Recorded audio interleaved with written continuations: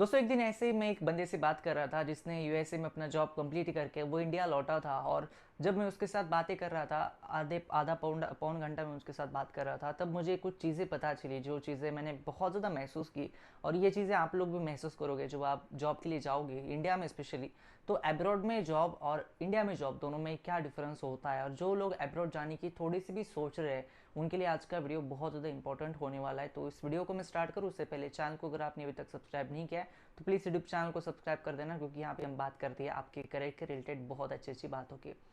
तो सबसे पहले और जो कि बहुत ज़्यादा इंपॉर्टेंट बात है कि फॉरेन में जो है आपको पर आवर के हिसाब से पे किया जाता है। यानी आप किसी काम को 1 घंटे करते हो तो उस घंटे के हिसाब से आपको पे किया जाता है। कोई फिक्स सैलरी भी होती है लेकिन उसके साथ अपने घंटे का वहाँ पे कैलकुलेशन किया जाता है। यानी हर एक आवर का वहाँ पे कैलकुलेशन किया जाता है। मैंने कुछ दिनों पहले नैसी को चैनल के ऊपर लाया था, जो कि कनाडा में जॉब करती थी। उसने हमें बताया था कि उसको $40 पर आवर मिलता है। वो डिपेंड करता है आप कौन सी एरिया में रहते हो, और अगेन कौन सी सिटी है, कौन सी कंट्री, उसके ऊपर डिपेंड करता है। लेकिन most of the abroad countries में, मैं कनाडा की बात कर रहा हूँ, ऑस्ट्रेलिया की बात कर रहा हूँ, यूएसए की बात कर रहा हूँ, इन सारी कंट्रीज़ में पर आवर के हिसाब से आपको पे किया जाता है। यानी आपके हर एक घंटे का हिसाब लिया जाता है, उसके हिसाब से आपको पैसे मिलते हैं। आपकी फिक्स सैलरी भी होती है और उसके साथ ये ऐसे सैलरी कैलकुलेशन वहाँ पे होती है।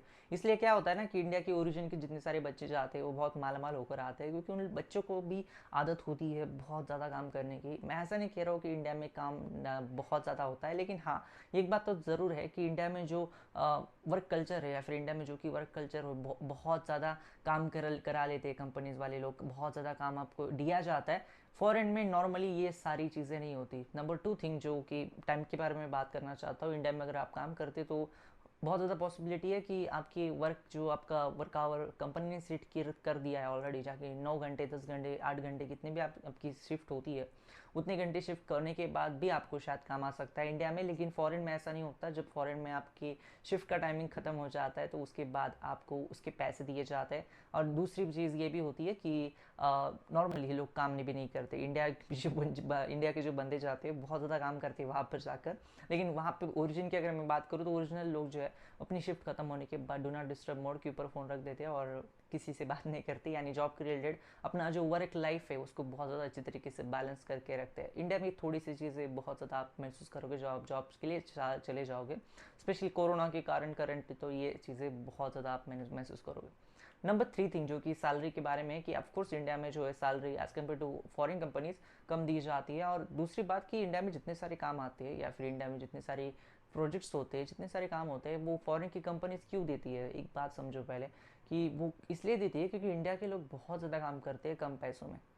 अगर आप वही काम यूएसए की किसी कंपनी को या फिर यूएसए की किसी बंदे को दोगे तो वो आपसे ज़्यादा पैसे लेगा, वो आपको ज़्यादा पे करेगा, आपको उसके लिए आपको ज़्यादा पे करना पड़ेगा।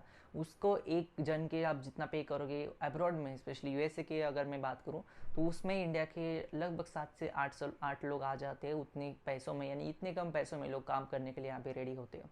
ये हमारी करेंसी का फॉल्ट नहीं है, ये फॉल्ट इसलिए है क्योंकि इंडिया में जो वर्क कल्चर है वहाँ पे फॉरेन कंपनीज़ को बहुत ज़्यादा फ़ायदा होता है। जितना हम सोचते नहीं उतना ज़्यादा उनको फ़ायदा करके देते हैं, और इसलिए कंपनीज इंटरेस्टेड भी ज़्यादा होती है इंडिया में आने के लिए।